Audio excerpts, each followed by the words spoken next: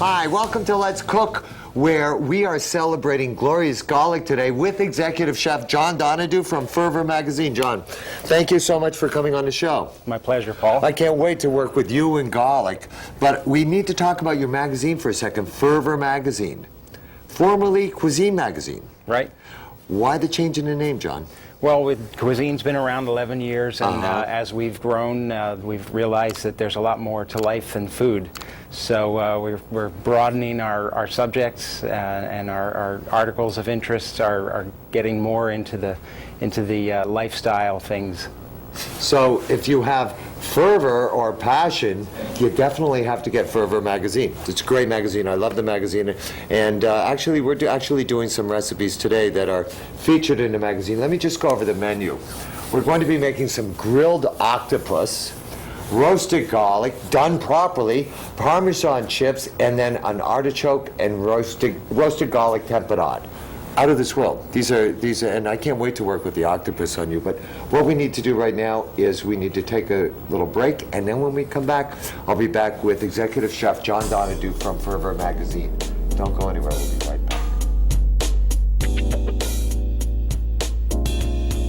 Hi, welcome back to Let's Cook. I'm here with executive chef John Donahue from Fervor Magazine. It's a new release of Cuisine Magazine, and we're doing garlic today. You have glorious garlic there. Right here, right? This is the, beautiful, beautiful garlic. Now, when you buy garlic, what do you look for, John? I squeeze it a little bit, sort of like you do with most produce. You want it to be firm, and you want to make sure there's no sprouts. And you want to also make sure it's got some weight to it, too. It shouldn't be too light, right? Right. Yeah, this is glorious. Now, you're using this for the Parmesan crisp that we're making. It's the base of all three recipes today. Glorious garlic, the base of all three recipes. Now, to roast this, what would you do? Cut the top off just to expose the cloves, and then put it on a heavy bottom baking dish. Drizzle a little bit of olive oil, Why don't we show water. Why don't we go ahead and show them? And a lot of people get confused too, John, because what they want to do is they want to cut this part off. And actually the garlic, you want to cut the... Yeah, this makes a nice base here, so it stays upright. Makes a nice flat base, exactly. So you just expose all of the cloves just like that. Beautiful, see, beautiful. A little bit of extra virgin olive oil on there. Yep, and a little bit of water. Aha, a lot of people don't do the water. Well, when you bake this as long and slow as this recipe does, you should, you need to put a little water in there, and it just slows the process down a little bit so you don't burn the garlic. So how long? What temperature are you roasting this at? 275 for about an hour and a half. So it's going to take some time. Actually, you told me when you did these, we have some done right here, but you told me when you did these that you actually ran out to the store. Yep. It's like me when I do my wash. Let me throw this in the oven now. And then, what do you need me to do, John? Well, the next recipe we're going to do is the Parmesan cheese toasts. And if you want to take the roasted garlic cloves that are already roasted. Right here. We're going to do it in a mortar and pestle. Okay. And chop a little bit of thyme and add that to the... So I just take the garlic right here. Right. And why don't we show them, you wanted to show them how to pull that out too. It's really, because when you slow roast them like this, they just kind of pop out. See how they come out so nice and, that's beautiful. Those come out absolutely gorgeous. And you can stay nice and whole too. Yep. And you split the side a little bit if you need to. If it's bigger than the hole you created on the top, and just pop that right out. Just like that. That's much easier than just squeezing it out, because you always end up with a little bit of skin whenever you squeeze it out. Exactly, it gets all over your hands. And okay, so I'll go ahead and I'll get some thyme chopped here. I'll get it with the garlic. And what are you going to do? I'm going to make the tapenade, the artichoke tapenade. You can go ahead and do that, and I'll just be busy right over here with the thyme. So we'll start with the tapenade with roasted garlic cloves, and I'm going to take about 5 cloves out and chop those up. They don't have to be as fine as the spread for the garlic toast. No. Because it's a chunky tapenade. I know a lot of tapenades are on the smooth side, almost a puree, and This is a little bit chunkier. It adds a little bit of texture. Yeah, see, that just It just works mashes. very well, Yep. right? Yep. Now this is two of the ways you can do it. You can either do it with the side of a knife, or the way you're doing it with the mortar and pestle. Yeah. Oh, I need to put a little bit of salt in here too. Smidgen. It's always good to use some sort of abrasive in your mortar and pestle there. Now anchovies are one of those traditional ingredients that go into a tapenade. Anchovies, capers, garlic, and this is a. Do you prefer anchovies with the bone or without? I like them with the bone. Yeah. And the salt. Yes. Yeah, they Much require better. a little preparation. You need to soak it for a few minutes in advance to get the to Well, soften we it should up a little we bit. should show them. We should hold this here, and they can see where the bones are right in the anchovy. That you were just able to pull the fillet right off there.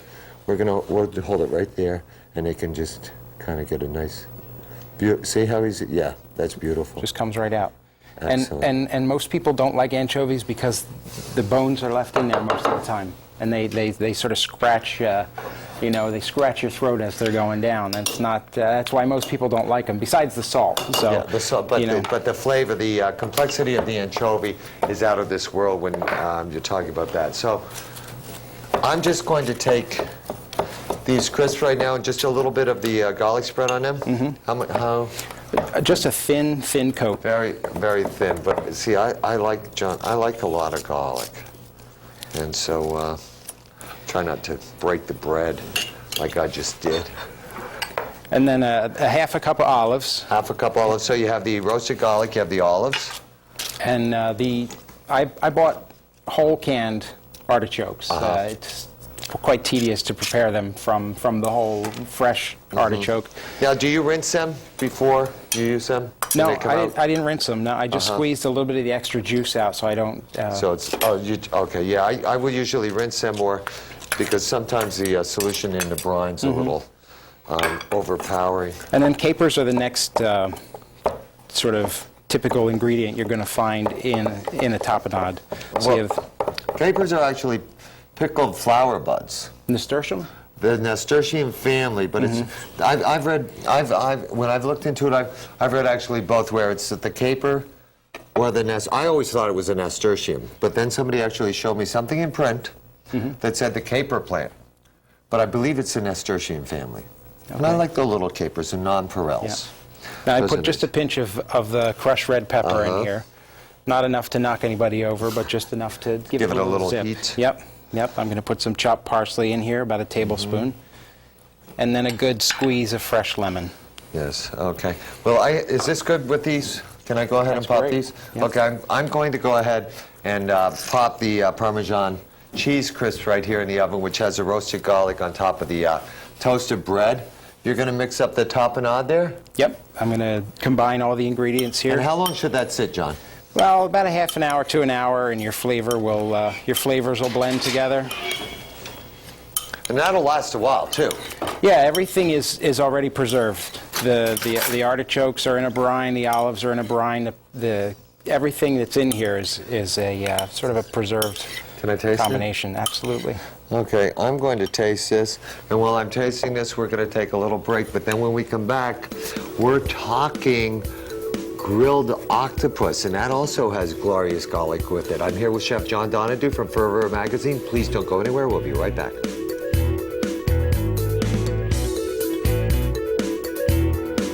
Hi, welcome back to Let's Cook. I'm here with Executive Chef John Donahue from Fervor Magazine. Glorious garlic, but to go with the glorious garlic, John, we have Octopus. octopus. Look at this. These are gorgeous. This thing had to be this big with legs like that. Big. Yeah. Can you envision octopus 8 legs going around? Also, and you said you found a great product with the octopus. It's already cleaned up here. It's already cleaned. All the work is done for you. This is ready to go in the pot. Ready to go in the pot, because to scrape off the skin on the octopus, it's really a lot of work. So if you can find something that's already clean, and it's usually IQF, which is individually quick frozen, it holds up really well, and this has great texture to it. So what are we doing with the octopus here, John? Well, the octopus tends to be pretty tough. I mean, I've seen seen recipes in Spanish cookbooks that literally say to beat it on the sink, to Yes. beat it till it's tender. Or you even use a washing machine. I've heard that too. People run it in a washing machine. And then one of the Gentle advantages, cycle. of buying it frozen, also the freezing process actually tenderizes Yes, a little breaks bit. it down a little bit. But still, all the research I did with recipes, everything recommends cooking it for an hour. Some say fill a pot with water, bring it to a boil, and other ones say just cook it with the juices that come out of the octopus. So that's what we're going to do today. Okay. So how do we get that started? A little bit of olive oil. And your onions. And a bay leaf. Bay leaf. And about 10 peppercorns. About 10 peppercorns. And then just put your octopus right in there. And you don't really need to This is color very it. satisfying too, everybody, just putting the octopus right in there. Okay. Want to hit that with a little splash of A water? little bit of water. Yeah. Sometimes I do that too. There we go. Perfect. Yeah. You don't need to brown it. You just want to sweat it, sort of. You'll see after a few minutes the liquid will start to come out of the octopus, and Use the lid. put a lid on it, and then we'll just set it to a simmer and just leave it for an hour. An hour to an hour and a half. That's when the magic happens. That's when, and we have one done that we can show you right here. There we are. So this is actually how it cooks down, and this was the same size. This is So you can see yeah. that this is really cooked down much smaller. Now, what do you need me to do for you for this now? Well, we finished this with a dressing that consists of fried slices of garlic. And if you could do that, just heat up a little bit of olive oil and fry some slices of garlic just till they start to brown. Just till the edges start to... Just a little bit. So we have the garlic here where it's just been nicely slivered. And, you know, John, you actually removed the stem, if there was a stem. Yes. You had the green stem. Which It has an off flavor. It adds an off flavor, it does. especially when you're going to brown it. Let me see if we can show somebody what I'm talking about here. Let me just get a whole clove of garlic. And thank you, John. Now the octopus, in order to prepare it for the broiler, I'm going to put it in a bowl, and I'm going to season it with some garlic and some olive oil, a little bit of olive oil.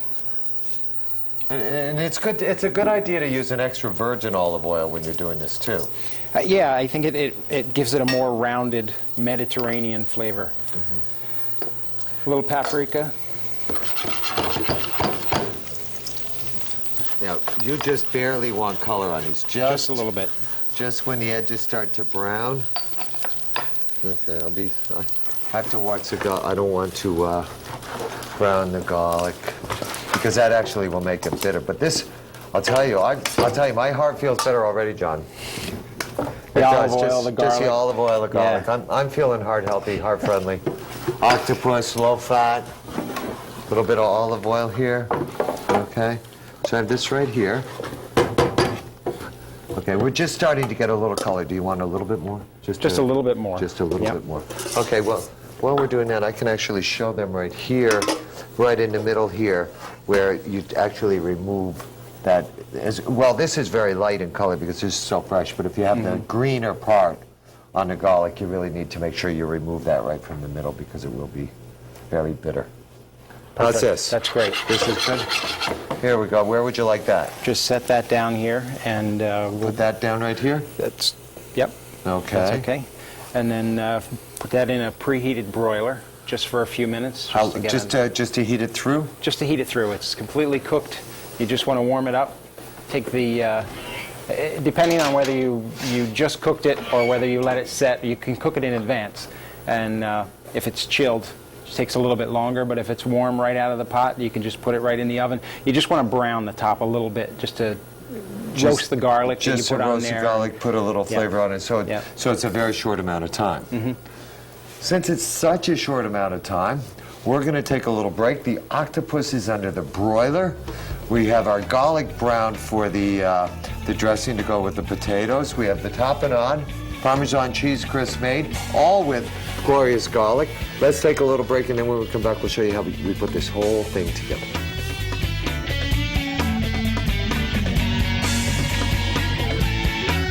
Hi, welcome back to Let's Cook. I'm here with Executive Chef John Donahue of Fervor Magazine. Octopus is ready, John? Octopus should be ready by now. Okay, let me get that out of the oven. And what do you need me to do to that? If you could slice that and just taste a piece and see how tender it is. You know, every octopus is going to be a little bit different. And kind of like family members, right? Sometimes they're tough, sometimes they're tender. Sometimes you need to beat them up a little bit. Okay, so I'll just take one of these and I'll just taste and see how tender. And you want it very thin, so you want it to be nice and palatable, correct? Yeah, and you don't want to chop up. You don't want to chop it up too small. You want to sort of show off how big that octopus was when it was alive. And while you're doing that, I'm going to assemble the ingredients to finish this octopus, which is potatoes here that you want to cook just long enough so that they're tender, but you don't want them too soft, so they retain their shape, sort of like you would do with a potato salad. And I'm going to take the garlic here that you fried, toss that here with the potatoes. This is, look how beautiful this meat is. Yeah. This is absolutely gorgeous, this meat right here. Absolutely gorgeous. I'm slicing it nice and thin. It's a little warm to hold, but it's easier to hold it with your hand than, let's say, with the pair of tongs, so you get that nice thin slice here. And this is, I don't know if the garlic, parsley, and olive oil and lemon juice it's like more than the Trinity, you know, that they have in Cajun food and the French food, where they have garlic and with the carrots, celery, and onions and peppers. But this is something that really livens everything up. A little parsley, a little lemon juice, a little olive oil. And then the octopus. So how about if I just put this on a plate? I'll give this to you. You can toss that in there. Beautiful.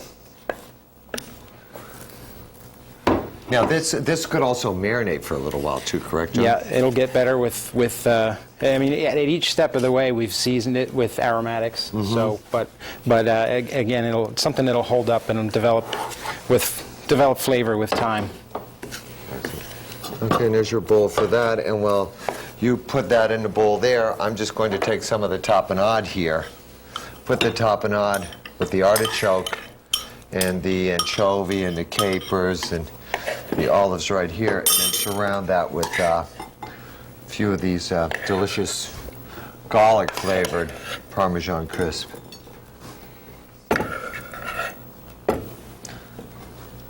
Looks great. Can I slice a little bread for you? Sure. You're going to go ahead. You can go ahead and slice the French bread. We're going to serve this with. You brought some great bread here too, so I can't wait to try this.